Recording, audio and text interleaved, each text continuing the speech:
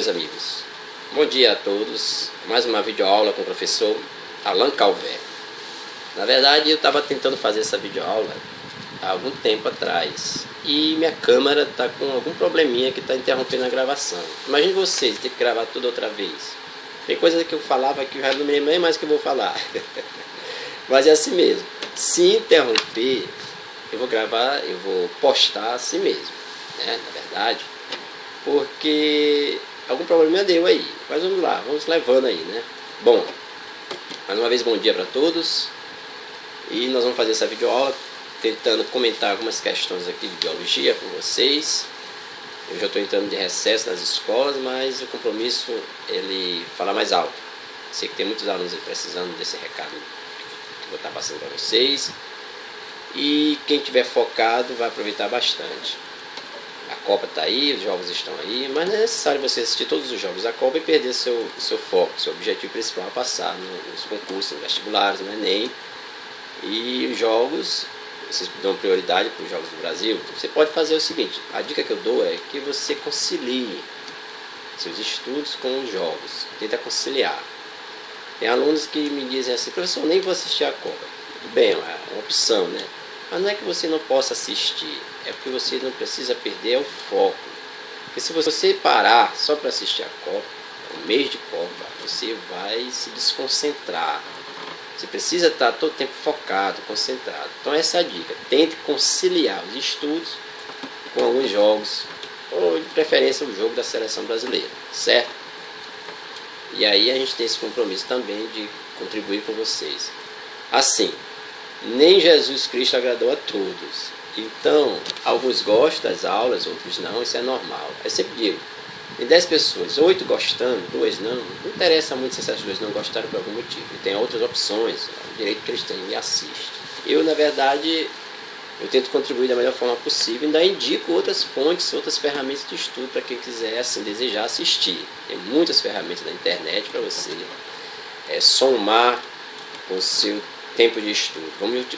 Vamos fazer o seguinte, vamos aproveitar bastante o nosso tempo de estudo. O dia tem 24 horas, tem tempo para tudo. Você tem que, na verdade, se disciplinar de estudar. Tem uma videoaula minha anterior que eu dou essas orientações de como estudar e como aprender de forma bem legal. E depois dê uma olhadinha lá no meu canal que vocês vão encontrar essa videoaula. E hoje aqui nós vamos abordar algumas questões e vamos tentar discutir e vocês vão tirar proveito de alguns comentários que a gente vai fazer aqui, vai porventura somar com o conhecimento que vocês com certeza já têm aí, já estão estudando, né? E vão buscar outras fontes também. Tem uma questão aqui que fala sobre a água. Pois bem, a questão diz o seguinte, pode-se dizer corretamente que o teor de água nos tecidos animais superiores pode variar. Na verdade, a quantidade, esse teor de água que está falando aqui na questão, vai variar algumas condições, de acordo com a idade, de acordo com a atividade do tecido. A quantidade de água também varia de acordo com a espécie, né? Então vocês devem perceber o seguinte, que quanto mais nova a pessoa, menos idade tem, maior quantidade de água tem no tecido, né? No organismo. Quanto maior a atividade metabólica de determinado tecido, mais água é necessário para ele. A quantidade de água é mais necessária para esse tecido fazer o seu metabolismo, as reações químicas ocorrerem. Para ele trabalhar mais ativamente, ele precisa de mais água do que outros tecidos. Você trabalha comparando. Por exemplo, se você tem um tecido nervoso, comparar com o tecido ósseo.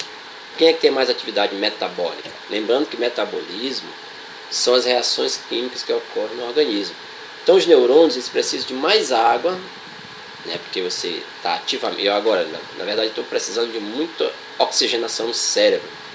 E o oxigênio está onde? Presente na molécula de água. Então a atividade neural, a atividade do tecido nervoso, ela requer mais suprimento de O2 e de água, consequentemente, do que uma atividade, por exemplo, de um tecido ósseo. Então, comparando, quem tem maior atividade metabólica é o tecido nervoso. Outra forma da água variar o seu teor de água, de acordo com a espécie. Se você tem, por exemplo, 2 espécies diferentes, um quinidário, água viva, e a outra espécie é uma planta, feijão. Quem precisa de mais água? Logicamente que a água viva. O próprio nome já diz, a água viva. a espécie que requer maior constituição de água é a água viva comparada com a semente seca, uma semente do feijão, duas espécies diferentes. Então a água também varia de acordo com as espécies. A questão fala assim: pode-se dizer corretamente que o teor de água nos tecidos animais, letra A, é maior quanto maior o seu metabolismo, olha lá, acabei de falar, e diminui com o aumento da idade.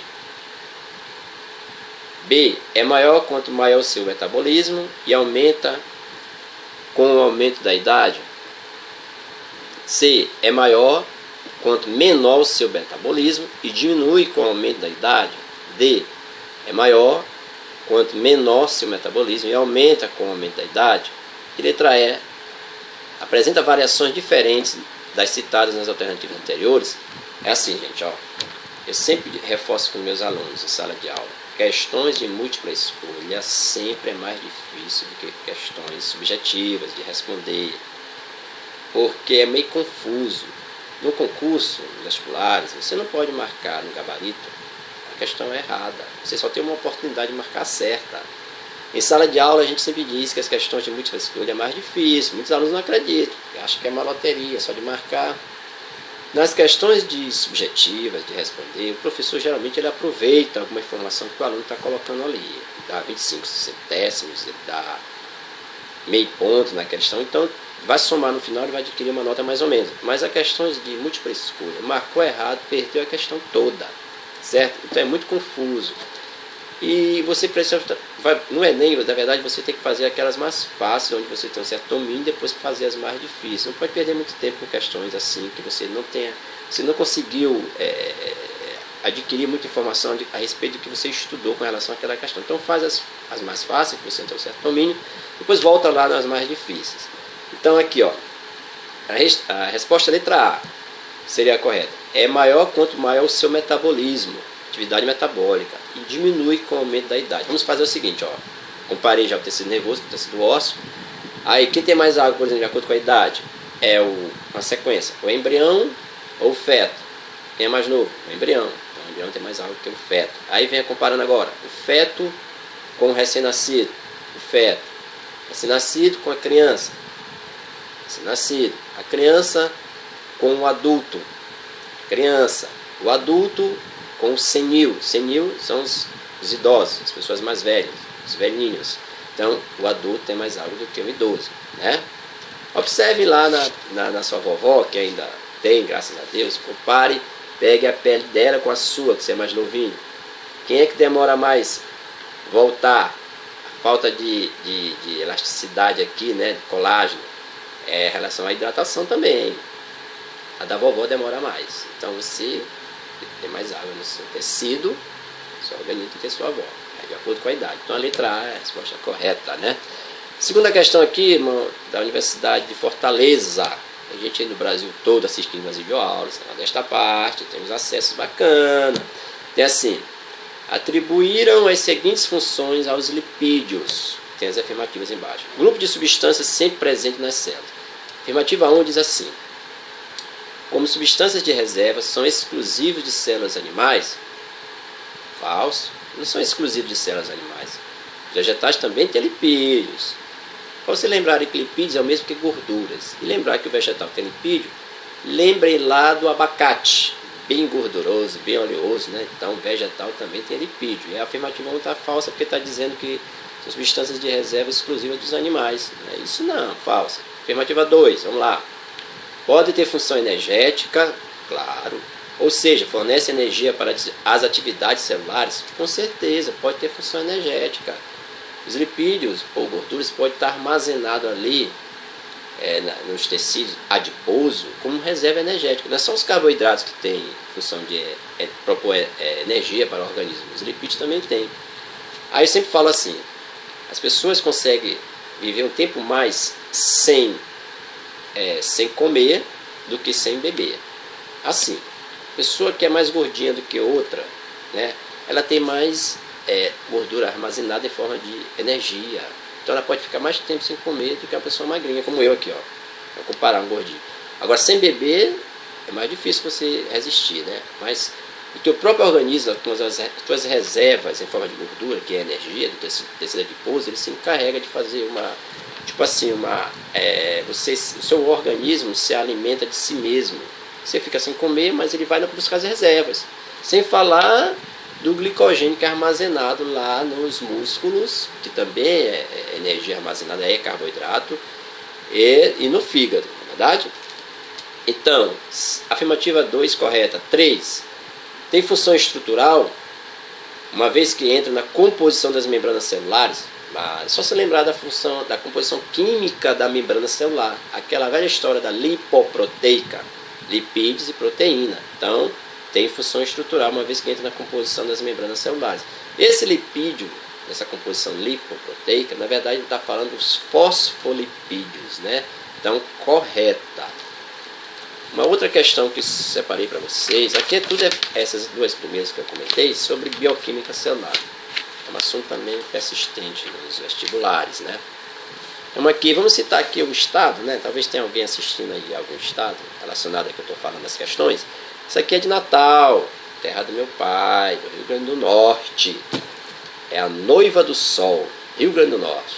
Muito bacana. Turismo lá é 10, né? Tá calor, né? Vou pegar minha toalhinha aqui. Na verdade é uma toalhinha aqui da minha filhinha de 4 anos, que tá doida para entrar aqui no meu estúdio e atrapalhar a minha aula, né? Ela já veio aqui, mas se ela aparecer aí, a aula é tranquila, é solta. Fica à vontade, né? Ela pode vir aí, mas não vai atrapalhar em nada, não. Inclusive tem uma videoaula com ela que é ao meu lado. No meu canal tem lá. Busca lá igual vocês acham, tranquilamente. Então a questão diz assim: feita a hidrólise total de uma substância de origem animal, obteve-se uma mistura de glicina, serina, histidina, lisina, arginina, fenilalanina. Que nomes belos para botar nas nossas crianças, né? Nome de cachorro, de gato, de gata. Biologia é fantástica. Então esses nomes lindos aí nada mais são do que aminoácidos, né? Aí a pergunta diz assim: pode-se afirmar com certeza que a substância era letra A, polissacarídeo, B, proteína, C, lipídio, D, ácido nucleico, letra E, vitamina? Não, se eu estou falando de aminoácido, estou falando de proteína. O que é proteína? Proteína são macromoléculas, né, são polipeptídeos, né, formados por unidades menores chamadas de aminoácidos. Todo mundo sabe o que é um aminoácido. Quimicamente, o que é um aminoácido, gente? Aminoácido, quimicamente, além de é uma substância orgânica, né?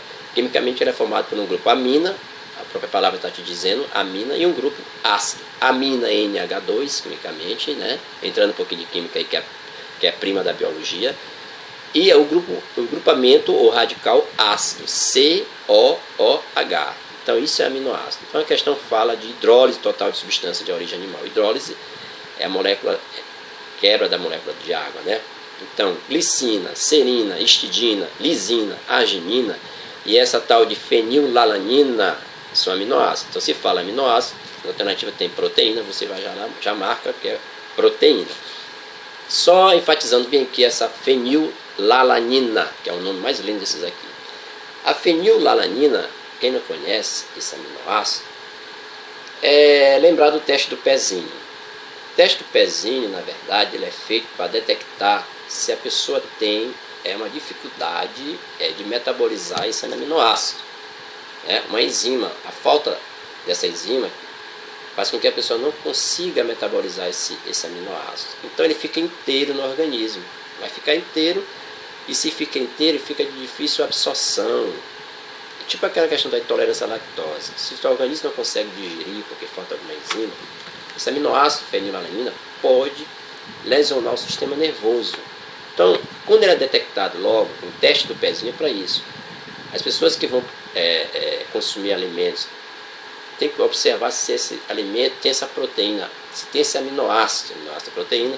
Então ele não pode se alimentar de alimentos que contenham a fenilalanina, porque senão vai provocar uma doença chamada de fenilcetonúria.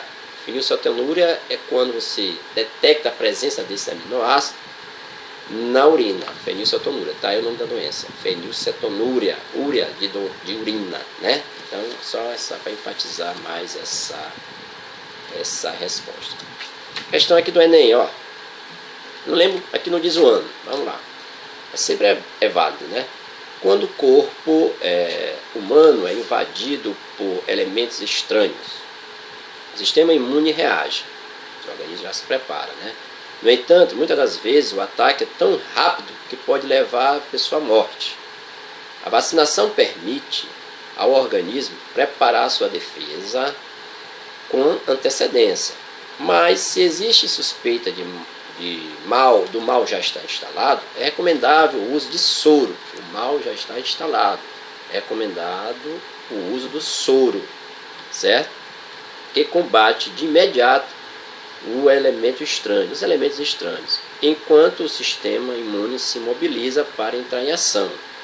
Considerando essas informações, o soro específico deve ser usado quando um idoso deseja se proteger contra a gripe. Proteger contra a gripe, vocês acham? B. Uma criança for picada por uma cobra peçonhenta.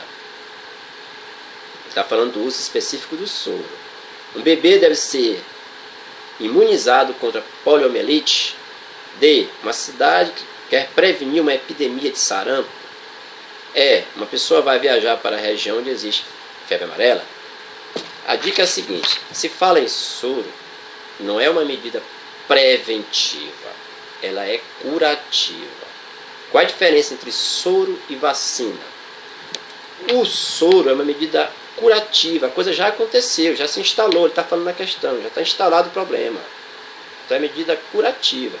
Quando se fala em vacina, é para prevenir o que vai acontecer. Uma epidemia, que ele fala das alternativas. Geralmente ele está falando aqui de viroses, que ainda pode se contaminar. Ele fala bem aqui, por exemplo, uma pessoa vai viajar para a região onde existe febre amarela. A amarela é virose. Então você vai ter vacinado, você não vai usar o soro, que ainda não aconteceu. Você está prevenindo que pode ser uma infecção por viroses, como a febre amarela. Bem aqui também ele diz: o idoso deseja se proteger contra a gripe. Proteger, prevenção contra a gripe. Então é vacina, não é soro. Aí quando ele fala, uma criança for picada por uma cobra peçonhenta, for picada, aconteceu um acidente, aí a medida emergencial é o soro. Ela foi picada, não tem uma vacina que vai segurar contra o veneno da cobra. Então aconteceu, uma criança foi picada por uma cobra peçonhenta, correu lá, as medidas emergenciais, vai usar o soro, né? O comentário é o seguinte: quando o organismo não possui tempo hábil para a produção de anticorpos, deve-se apelar para a injeção de um soro. O soro, o que é o soro? O soro é composto de anticorpos específicos pré-produzidos para a inativação do antígeno. O antígeno está presente lá, é o corpo estranho no veneno da cobra. É um antígeno, é o corpo estranho. Ou seja, é a cura para a enfermidade. Cura, então, curativa, medida curativa, soro, certo? Aí sempre eu digo em sala de aula, turma, que o sujeito foi picado por uma cobra ou mordido. O que vocês acham? Gente, quem pica, ao meu ver, meu simples, humilde conhecimento, quem pica é o mosquito. A cobra, ela morde. Ela tem dentes inoculadores de veneno, que como se fossem verdadeiras pinças, que ao morder injeta, tipo uma injeção, seringa, o veneno. Então ela não pica, quem pica é mosquito. Só para ilustrar, tá? Outra coisa, acho que dá para a gente enfatizar mais acima relacionada a essa questão. Existem animais que são chamados peçonhentos e existem animais que são chamados venenosos. Animais venenosos é que tem glândula de veneno, embora não possam injetar. Não tem como injetar o veneno, mas tem a glândula de veneno. Muitos anfíbios têm glândula de veneno, mas não tem como injetar. Aí minha irmã morre de medo de sapo, cururu, aquele pequenininho, diz ao contrário. Aí ela diz, quando vê o sapo, ela tem uma certa fobia, além de falar de outros tipos de insetos, como barata também, que ela tem um verdadeiro pânico, né? Aí eu digo, minha filha, olha o teu tamanho para uma barata. Então, no caso do sapo cururu, eu pego ele tranquilo na mão, mostro para ela, está aqui, ó, o tamanho do sapo. O importante é que você não aperte o animal, porque ele não tem como injetar o veneno, mas se você apertar ele é venenoso, ele tem glândula de veneno. Você vai espirrar o veneno, você está apertando o animal. É uma forma que você encontrou de sair aquele veneno. Mas se pegar ele de uma forma bem cuidadosa, só tamanho, friozinho, bonitinho, maravilhoso, sapuro grande, e não faz mal para ninguém. Na verdade, ele está ali se alimentando de inseto, ele está ajudando no equilíbrio ecológico. Época de chuva, tempo chuvoso, eles aparecem muito, né? Principalmente no interior. Vamos lá? Outra questão. Então é assim, as questões a gente vai comentando, vai surgindo as ideias, e aí a gente vai soltando. Aí vocês vão, eu digo para os meus alunos de sala de aula, vai rabiscando, vai anotando alguma coisa que te chama a atenção. Outra questão aqui agora é da Unicamp. Vamos lá, os meninos aí de São Paulo, né? A hipótese mais aceita para explicar a origem da vida, dá no primeiro ano do ensino médio, né? Propõe que os primeiros seres vivos eram aquela coisa, eram heterótrofos ou autótrofos, os primeiros seres vivos. Quais as condições ambientais daquela época? Aquela tal da sopa da vida, os coacervados. Vamos pesquisar, vamos buscar mais informações. Então a hipótese mais aceita para explicar a origem da vida na Terra propõe que os primeiros seres vivos eram heterótrofos. Aí vamos lá, para responder, né? Letra A diz assim, são questões subjetivas. Que condições teriam permitido que o heterótrofo sobrevivesse na Terra primitiva? Vamos logo na resposta. Os primeiros heterótrofos, eles disporiam de uma considerável fonte de alimentos orgânicos, a sopa química que eu falei, produzidos antes do aparecimento da vida, a partir de gases, aquela composição da atmosfera primitiva. Gases existentes da Terra primitiva, né? Água, amônia, CH4, né? Nessa época, a presença da camada de ozônio na alta atmosfera contribuía para ainda protegia bastante a camada de ozônio nessa época. Os primeiros seres vivos contra o excesso de radiação ultravioleta, certo? Letra B, que condições ambientais teriam favorecido o aparecimento posterior dos autótrofos? Vamos lá, os primeiros seres vivos teriam sido heterótrofos, correto? Fermentativos. A atividade desses seres permitiu o aumento na taxa de CO2, do gás carbônico atmosférico, fato que propiciou o surgimento, aí que vieram, dos seres autótrofos. O excesso de CO2 ajuda na síntese fazendo a fotossíntese, a síntese da matéria orgânica, né? Assim que a fotossíntese, as plantas não sintetizam, retêm o CO2 da atmosfera e transformam em O2 em matéria orgânica. Então está aqui, ó. Então os autótrofos foram capazes, com excesso de CO2, a utilizar o CO2 no processo de fotossíntese. Okay? C. Além das condições ambientais, qual o outro argumento para não aceitar que o primeiro ser vivo tenha sido autótrofo? Em função da sua complexidade, né, gente? Quer ver? Para ser autótrofo, para sintetizar CO2 e transformar em O2, em matéria orgânica, tem que ser um ser vivo muito mais complexo. Eles eram seres vivos simples naquela época, então não podia ser autótrofo. Quer ver? Veja bem. As reações de síntese de matéria orgânica são relativamente complexas e exigem do organismo que as efetua uma organização igualmente complexa, né? É mais lógico supor que as primeiras formas de vida fossem relativamente simples e não que já tivessem surgido uma complexidade capaz de permitir a realização da fotossíntese.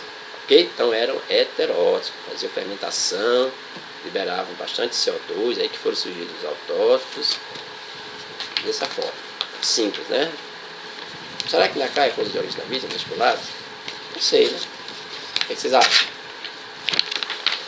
Outra questão que eu separei aqui para os senhores e as senhoritas que estão aí concentrados, focados, né?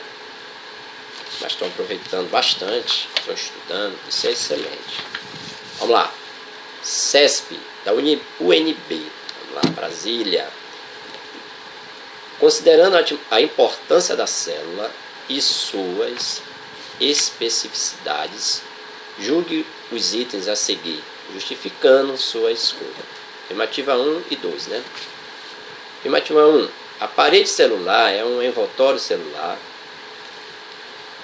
imprescindível em algumas células de seres unicelulares e pluricelulares. Correto. Quando fala em parede celular, lembrar das bactérias também, que é unicelular e tem parede celular. Aí tem lembrar da composição química da parede celular dessas bactérias, que vai ser diferente a composição química da parede celular das plantas, né? As plantas é só celulose. Vamos lá. É correto, a parede celulose que está presente nas células vegetais bem como de fungos, tanto uni quanto pluricelulares, e de algumas espécies de bactérias. Então, parede celular tem em células de seres unicelulares e tem também em células de seres pluricelulares. Bactérias têm parede celular, é unicelular, plantas têm parede celular, células vegetais de plantas têm parede celular e é pluricelular. Correto. Afirmativa 2, para não perder muito tempo. Células procariontes e eucariontes possuem semelhanças e diferenças. Por exemplo, ambas possuem citoesqueleto, porém, nos procariontes, a função principal do citoesqueleto é auxiliar na movimentação da célula, enquanto nos eucariontes, o citoesqueleto ele é responsável pela forma da célula. Primeiro que o citoesqueleto não tem em seres procariontes, citoesqueleto. A célula procariótica não tem citoesqueleto, gente. O que tem uma célula procariótica? Tem o citoplasma, claro, mas não tem citoesqueleto. Tem ribossomos, tem o plasmídio, né? Tem as fímbrias, tem os seus envoltórios, a parede celular, cápsula, tem o seu DNA distribuído no citoplasma espalhado, o material genético, o DNA circular, que é importante no processo de conjugação da reprodução delas, mas não tem citoesqueleto. Citoesqueleto tem na célula eucariótica, que dá forma para a célula, né? Dá forma para a célula, sustentação também. Bem que, é errado. Diferentemente das células eucariontes, os procariontes, eles não possuem um citoesqueleto, que é responsável pelo movimento e forma das células. Ok? Bem, o NB. Outra questão aqui que eu separei para vocês. Universidade Federal de Santa Catarina. Tenho vontade de conhecer Santa Catarina, Florianópolis, né? Durante o ciclo de vida da célula, duas fases elas são bem distintas: a intérfase e a divisão celular. Quando se fala, a pessoa vai dar divisão celular, na verdade deveria ser chamado de divisão nuclear, porque tudo ocorre no núcleo, né? No núcleo das células, lá onde tem o DNA. É a divisão nuclear. E a divisão é basicamente essas duas fases, realmente. É a divisão nuclear. É a intérfase e a divisão celular, né? O período da intérfase, a questão diz assim: durante o ciclo de vida da célula, duas fases são bem distintas: intérfase e divisão celular, certo? O período da intérfase ele é subdividido em G1, S e G2. G1, GAP1, né? Intervalo 1, aí tem S, que é aquela duplicação do DNA, né? E G2, GAP2, outro intervalo. Vamos lá. Explique os principais eventos. O que ocorre nesses eventos? Que ele quer saber, na verdade. O que ocorre em cada uma dessas subfases e a importância desses eventos no ciclo celular. Para lá na resposta. Intérfase é o intervalo entre duas divisões celulares sucessivas. Gente, porque a célula ela precisa se preparar. A célula cresce em volume para depois se dividir. Ela incha, se prepara, sintetiza substâncias, duplica material genético, DNA, para depois se dividir, para passar para as células filhas. É simples. Olha lá. A grande atividade metabólica das células nesse período, né? A intérfase. Envolvendo reações biológicas processadas tanto no citoplasma quanto no núcleo celular. No citoplasma, verifica-se a síntese de proteínas dos ribossomos. Viu? No núcleo ocorre a duplicação, falei, de DNA, além da produção de moléculas de RNA. Certo? A intérfase divide-se em três fases. G1, que é o GAP1, intervalo que eu falei para vocês, é a fase que precede a duplicação do material genético. G1, S e G2. O S é a duplicação do material genético, duplicação do DNA.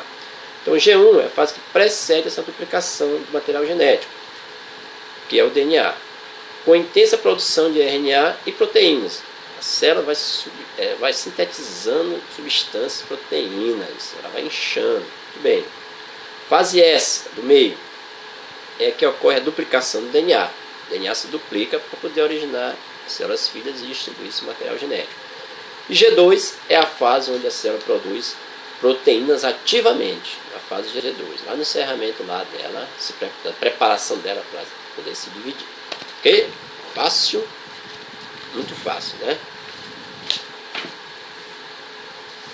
Já sabe que outras há situações que vocês queiram aprender a mais um determinado assunto aqui, vão buscar outras referências, sem problema, tá?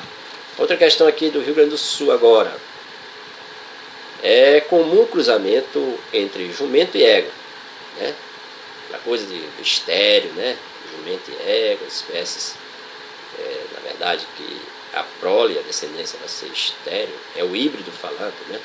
O cruzamento entre jumento e égua pode-se obter o híbrido, né? Conhecido como burro.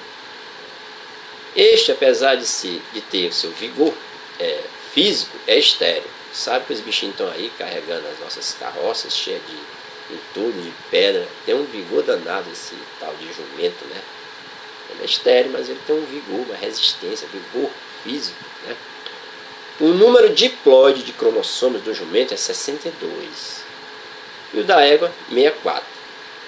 Assim, cada célula somática do burro deve ter A, 63 cromossomos, B, 64 cromossomos, C, 61 cromossomos, D, 62 cromossomos. É simples, gente, ó. O número diploide de cromossomos do jumento é 62 e da égua 64. É metade. Veja bem, ó. Veja bem, assim, cada célula somática do burro deve ter célula somática. Ó, diploide são células somáticas. Haploide são os gametas. Ele está dizendo que o número diploide de cromossomo do jumento é 62 e da égua é 64. Assim, cada célula somática do burro deve ter o quê? Cada célula somática do burro. Cada célula somática do burro deve ter 63 cromossomos. Né? Como é que é isso? É o seguinte, ó, diploide 2N. 2N. O jumento tem células diploide 2N. Vamos lá. 2N, que haploide é N, é 62, certo? O jumento tem 2N, célula diploide 2N, 62. Portanto, seu espermatozoide terá a metade, 31. Então, 31 veio do jumento, lá dos espermatozoides, do haploide, certo? Ele quer saber, na verdade, as células somáticas do burro, da descendência. Então, tem que herdar do jumento e da égua, certo? Pegar a metade do jumento, que é 31, 62, que é diploide, mas quem vai doar é a haploide, que é os gametas, metade de 62, 31, e pegar da égua, que tem 64, mas ela vai doar só a metade, 32, que está presente nos óvulos. Vamos lá. Então, o jumento tem células diploide 2N62. Portanto, se o seu espermatozoide que vai ser doado lá para o burro, tem 31, correto? A égua tem células diploide 2N igual a 64. Então, ela vai doar quanto? 32, um óvulo. Portanto, seus ovos terão o número 32, N, haploide N, 32. No momento da fecundação, do pareamento dos homólogos, né, o híbrido, que é o estado lá, que é o nosso burro, está querendo, o híbrido resultante terá 63 cromossomos, alternativa A, 63 cromossomos, em suas células somáticas, células do corpo, diploides, né? Unindo-se N igual a 31 do jumento e N igual a 32 da égua. Fácil.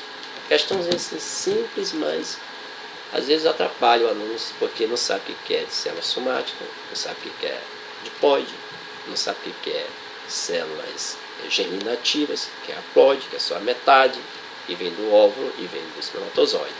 Muita atenção nessa hora. Uma outra questão que eu escolhi para vocês é da FUVEST. Ela fala assim: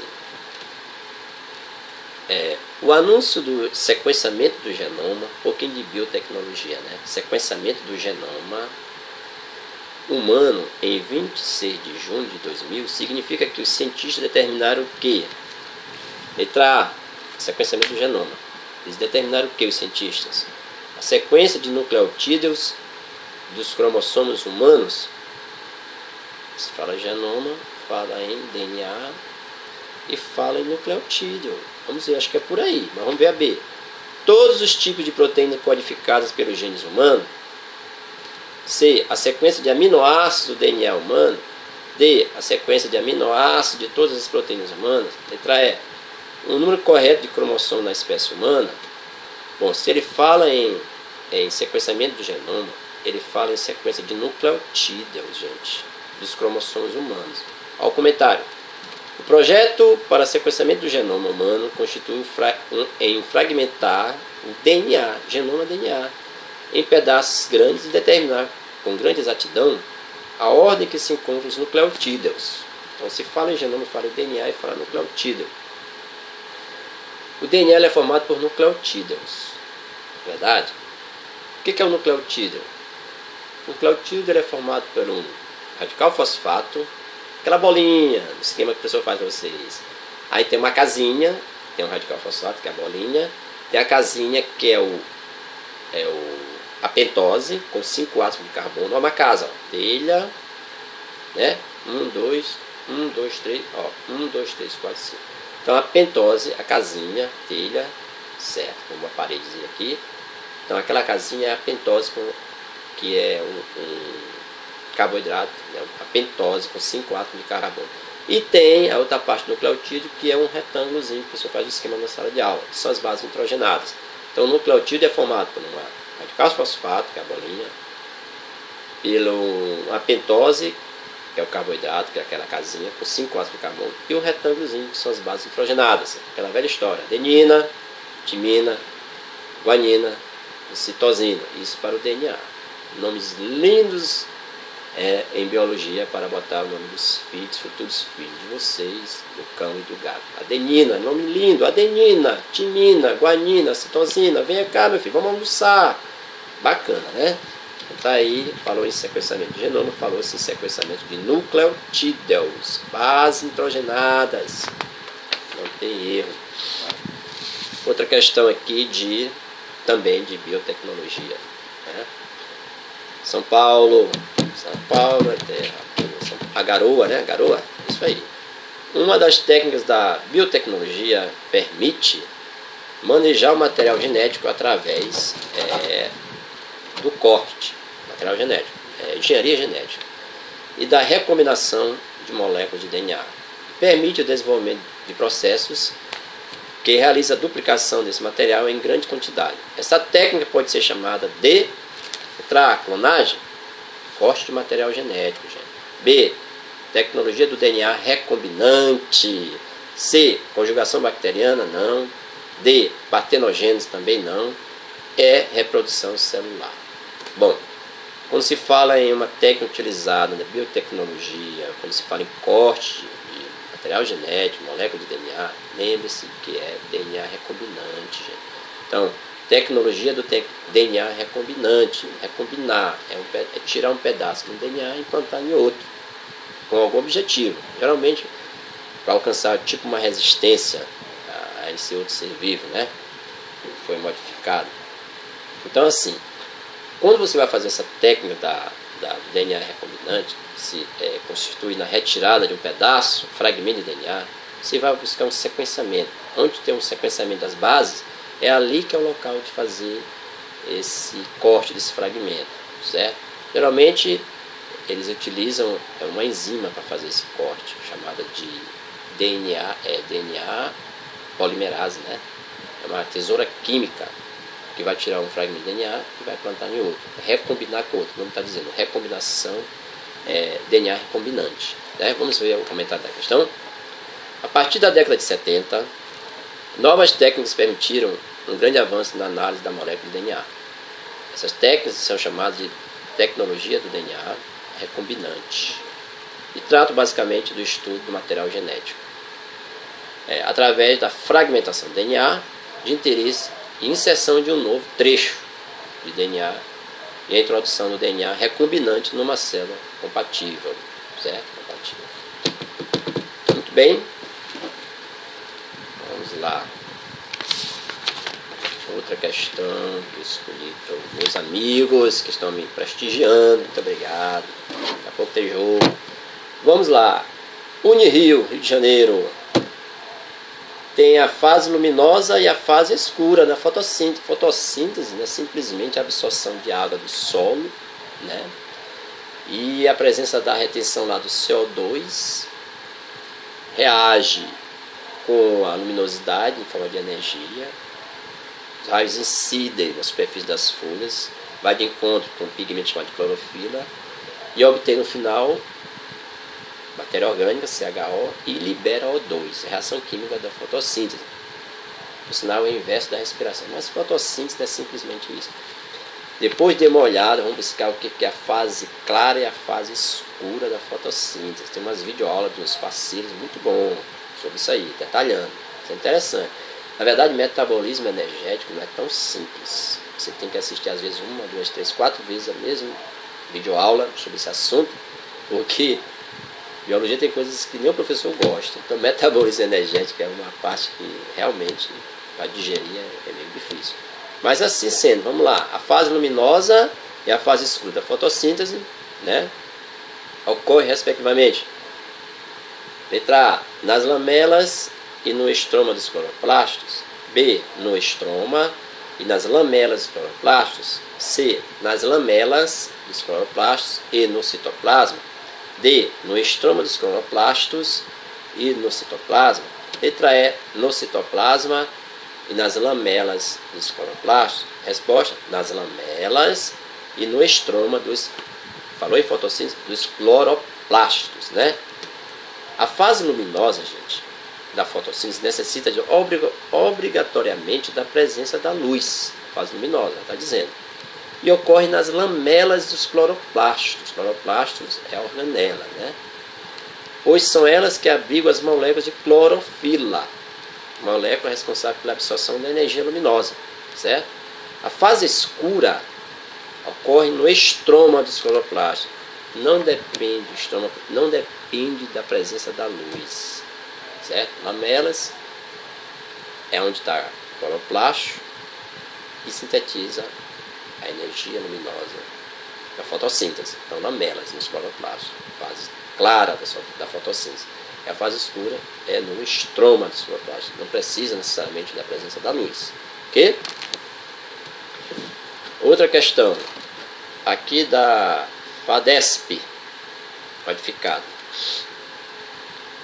Sem energia solar, a vida no planeta Terra não seria possível, certo? Sem energia solar. A maior parte dos seres vivos depende do processo de captação e absorção da energia do Sol através da fotossíntese. E esse processo é realizado pelos organismos autotróficos. A função da água na fotossíntese, falei há pouquinho aqui, né? É de fornecer átomos de hidrogênio para a transformação de gás carbônico em a reação química. Ela precisa de água, né, de gás carbônico para transformar em letra A, proteína? Não. B, clorofila? Não. C, carboidratos? A matéria orgânica, carboidratos é a resposta. Letra D, pigmento carotenoide? Não, carboidratos. Só lembrando aqui, ó, reforçando aqui, enfatizando essa questão. Seres autotróficos e seres heterotróficos. Autotróficos ou autótrofos sintetizam seu próprio alimento, né? E heterótrofos ou heterotróficos precisam se alimentar de um outro ser vivo. Eles são chamados consumidores. Nós, consumidores dos animais, precisamos diretamente dos produtores. O produtor, gente, é o nível mais energético na cadeia alimentar. Nós, diretamente, precisamos dos produtores, das plantas, principalmente. Você não come seu arroz, você não come seu feijão. Ah, professor, só como carne e peixe. E o que essa carne, por exemplo, desse boi, come? O boi come o quê? Para produzir a carne. Ele se alimenta de produtores de plantas, geralmente de gramíneas, vegetais, são autótrofos. Então, direto ou indiretamente, nós precisamos dos produtores. Do nível mais energético que tem, são os produtores, certo? Muito bem. Tá bacana? Dá para rabiscar? Falo rabiscar em sala de aula. Rabisquem, gente. Rabisquem alguma coisa, anote. Tem alunos que tem um caderno todo anotado, todo rabiscado. Agora as meninas gostam de organizar, gostam de umas fitazinhas, né? Aquilo é show de bola, bacana, mas é a forma dela conseguir, né? Eu, na época, eu era colegial, chama colegial, eu procurava prestar atenção bastante na aula. Eu queria, pelo menos, reter o conhecimento ali, 70%. Ficar conversando paralela, não. Conversa paralela atrapalha muito. Tem tempo para conversar. A aula é aula, né? Principalmente matemática. Você perder uma aula em matemática, perdeu o fio da meada, né? É isso aí. Reter conhecimento é diferente de decorar. Por isso que os alunos hoje terminam o ensino médio, vão ter que fazer preparatório, porque não aprenderam no período certo. Não soube, na verdade, estudar. Lá na minha videoaula anterior, como estudar, como aprender, está explicando direitinho. Prestigie, tá? Outra questão. Minas Gerais. Tem alguém de Minas aí? Minas Gerais. É uma árvore de 10 metros. Não, não é essa, desculpem. Desculpem, não é essa. Erro, é ao vivo, programa ao vivo aqui. Brincando, ao vivo não. Vai gravado, mas vocês estão vendo aí que a gente fica à vontade e acaba errando aqui, né? Das questões que a gente escolheu. Vamos lá. Santa Catarina. É Santa Catarina, mas na frente deve ter uma de Minas. O xilema, o esclerênquima, que é isso? Tá me xingando? E os subes são respectivamente tecidos de quê? Xilema, esclerênquima e suba. Nós estamos falando de tecidos vegetais. Botânica, gente. Outra área da biologia, que uns gostam, uma resistência. Outros têm outra resistência, não gostam muito. Eu, pelo menos, não gosto muito de botânica também, não. Mas eu sei um pouquinho. Tem que estudar mais. Vamos lá. Xilema, esclerênquima e suber são respectivamente tecidos de letra A, condução, sustentação, proteção. B, sustentação, condução, proteção. C, proteção, condução, sustentação. D, condução, proteção, sustentação. E, sustentação, proteção, condução. Xilema, gente, é tecido de condução. Por aí tu já faz assim por eliminação. Xilema é condução. E o último lá quando fala é xilema, esclerêmica e suber. Suber é proteção. Suber é aquela cortiça, é tecido morto. Numa questão dessa tu tem que saber o que é tecido morto ou tecido vivo. O xilema e o suber são tecidos mortos. Porque assim, quando fala em xilema, fala em condução. É o caule, a parte da planta aérea. Conduz o quê? Conduz o quê? O xilema conduz seiva, né? Seiva, que é o alimento da planta. E o sub é proteção. É tecido morto, aquela proteção do caule, né? Caule. Então assim, vamos para o comentário. Resposta letra A. O xilema, ele é um tecido de transporte. Condução, né? Transporte. E relaciona-se à condução da seiva bruta. O que é a seiva bruta? Água e sais minerais. Da raiz para as folhas. O esclerênquima é um tecido de sustentação. Sustentação. Esclerênquica é de sustentação. Muito resistente. Já o suber, também chamado cortiça, tecido morto, é um tecido de proteção. Aqui, ó, quando fala em xilema, que é transporte, relaciona-se à condução da seiva bruta. Condução da seiva bruta da raiz para as folhas. Finalzinho agora do período letivo, eu estava falando de botânica ao vivo e a cores. Eu levo os meninos, que eu gosto de tirar os alunos de sala de aula. Fui lá, mostrei as raízes para eles, expliquei, fiz a diferença morfologicamente das raízes de monocotiledôneas e de dicotiledôneas.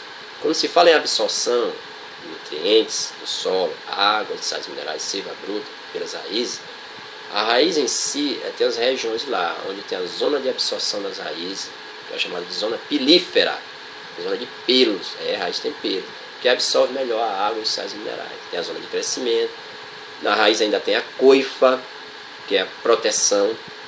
A coifa é como se fosse um dedal de costureira. Lá no finalzinho, na ponta da raiz, ela é chamada de coifa. Isso numa raiz do tipo pivotante, que ela é longitudinal. Cresce assim, nessa direção do solo.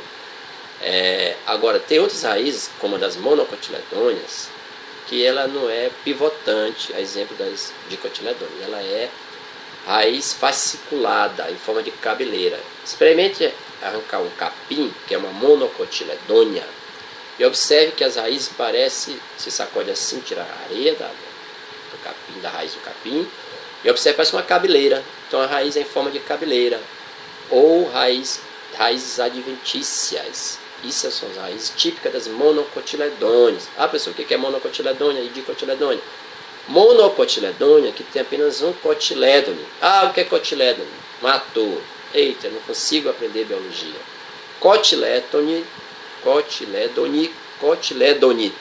É você lembrar por um feijão, está germinando, pezinho de feijão. Aquelas duas abazinhas, asinhas do pezinho de feijão, é cotilédone. Aí lembra da semente.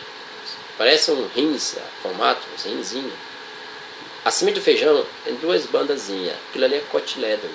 Imagine a semente do milho. Só tem uma, é uma pecinha só. Não tem essa divisãozinha ali. Aí é monocotiledônia. Certo? Do milho. E milho, as raízes do milho, por ser monocotiledônia, igual as raízes do capim da gramínea. Arranca um pé de milho lá da tua casa e observa a raiz se não é em forma de cabeleira. Então é monocotiledônia. Certo? Dicotiledônia, dois cotilédone, né? E monocotiledônia, um cotilédone. Certo? Uma outra questão. Nosso tempo está passando, é rápido, né? É uma videoaulazinha, mas muita informação para vocês. São Paulo, outra vez. Indica a alternativa que apresenta apenas virose. Detalhe para essa questão: viroses. Os alunos do ensino médio, geralmente, eles confundem muito doenças causadas por viroses. Por vírus, são as viroses, por bactérias, bacterioses, protozoários, por protozoários e doenças causadas por fungos ou micoses. Eles muitas das vezes confundem as doenças, ainda confundem o que é um agente causador, geralmente é um micro-organismo, né? O que é um agente transmissor de uma doença, ou vetor, né? Hospedeiro, depois dê uma olhada nisso aí, hospedeiro intermediário, hospedeiro definitivo. Então os alunos ainda confundem isso daí. É um erro grave. Geralmente as questões de vestibular caem isso aí. Agentes causadores, também chamados etiológicos, que é por seja viroses ou protozoose ou bacteriose. Vamos lá na questão. Indica a alternativa que apresenta apenas viroses. Sempre tem que saber doenças causadas por viroses, gente. Letra A, coqueluche, tétano e difteria. Coqueluche, bacteriose, bactéria, tétano, bactéria, difteria também é bacteriose. B, rubéola, febre amarela, falei há pouco, né? E poliomielite. Viroses todas, rubéola, febre amarela, é virose, febre amarela, né? O agente causador da febre amarela é vírus, mas o transmissor, o vetor, o que é? O mosquito.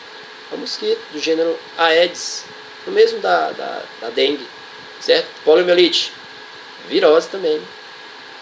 Poliomielite é o paralisia infantil e já está quase extinto, aí ninguém já nasce mais com poliomielite. O Brasil erradicou quase totalmente essa deficiência, né? Então B, rubéola, febre amarela e poliomielite. C, a resposta é B. Então a C, a sarampo, tudo bem, vírus. Herpes, vírus, ok? Aí malária. Malária é vírus, gente. Não confundo malária com febre amarela. Malária é causada por protozoário, né? Protozoário do gênero o quê? Plasmódio? É, plasmódio, gênero plasmódio. Plasmódio vivax, plasmódio falcíparo, né? Então a malária é causada por protozoário. Vamos ver o comentário da questão. Eu fiz o meu, agora vamos ver o da questão, né? As doenças mais comuns causadas por vírus são as seguintes: raiva, hepatite viral, lembrando que tem hepatite bacteriana, cachumba, gripe ou béola, poliomielite, sarampo, febre amarela, dengue e AIDS. Alternativa B é a única que cita apenas doenças causadas por vírus. As demais alternativas mencionam doenças causadas por bactérias, como o tétano e a cólera, também a bactéria, né? Ou por protozoários, como a malária, certo? Ou ainda por vermes, como a esquistossomose. Lá na alternativa E tem esquistossomose, acho que nem li, né? Esquistossomose, gente, é uma doença de saúde pública.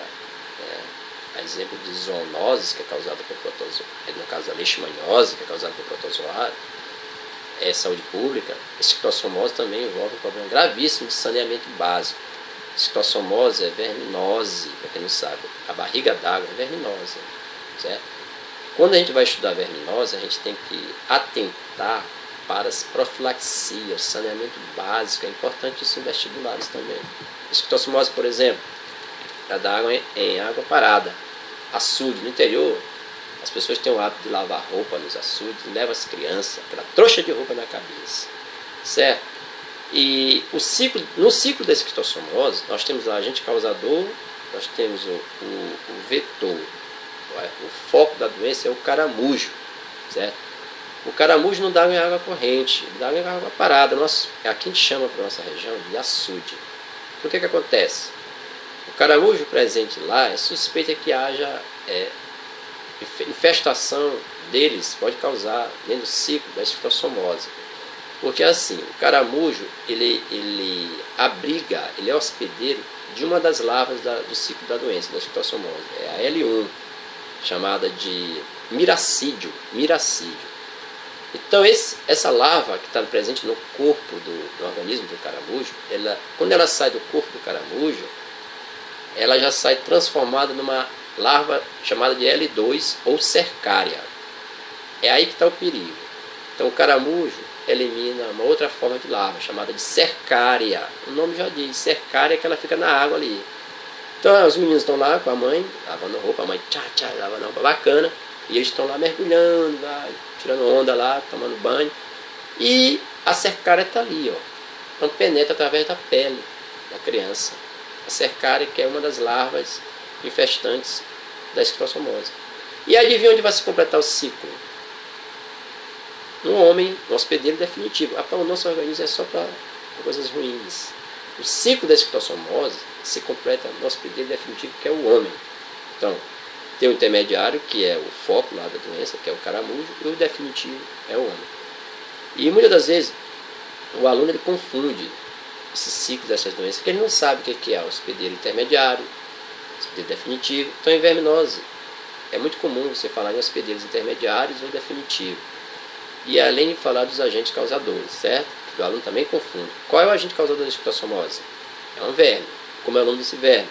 É o Schistossoma mansoni. Não sei escrever.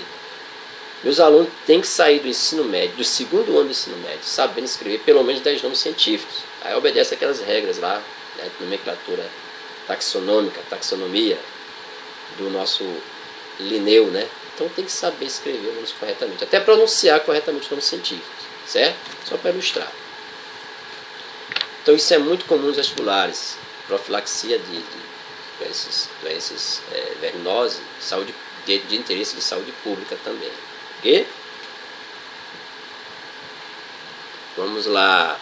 Outra aqui. Recentemente, as autoridades responsáveis pela saúde pública, questão de saúde pública do nosso país, desenvolveram uma campanha destinada a evitar a proliferação de mosquitos que transmite a dengue. Com esse procedimento, extinguiram-se ao mesmo tempo os transmissores da doença de Chagas, B, esquistossomose, C, febre amarela, D, poliomielite ou E, raiva. Gente, com esse procedimento extinguiram-se ao mesmo tempo os transmissores da febre amarela. Eu falei há pouco do gênero transmissor, do Aedes, da febre amarela, mesmo da dengue. Olha lá, recentemente as autoridades responsáveis pela saúde pública do nosso país desenvolveram uma campanha destinada a evitar a proliferação dos mosquitos que transmissor, mesmo vetor, transmite a dengue. Com esse procedimento, extinguiram-se ao mesmo tempo os transmissores da febre amarela. Aí que o aluno tem que saber o agente transmissor, alguns nomes científicos, gênero e espécie de algumas doenças, para poder ele saber relacionar. Se ele fala febre amarela, o agente transmissor, o gênero é o mesmo. A Aedes, na verdade, a gênero e espécie é o mesmo, certo? A Aedes aegypti, que transmite também a febre amarela, não só a dengue, né? Vamos ver um comentário que ele diz aqui. A febre amarela e a dengue são doenças causadas por vírus diferentes. Os vírus são diferentes, mas o agente transmissor é o mesmo. Mas são transmitidas às pessoas pelo mesmo mosquito, certo? Que é o Aedes aegypti. Aí os repórteres da televisão vão lá e dizem Aedes aegypti. Na verdade eles não têm culpa, eles não estudaram biologia, eles não foram alunos do professor Allan Calvé. Então a pronúncia correta é Aedes aegypti. O petit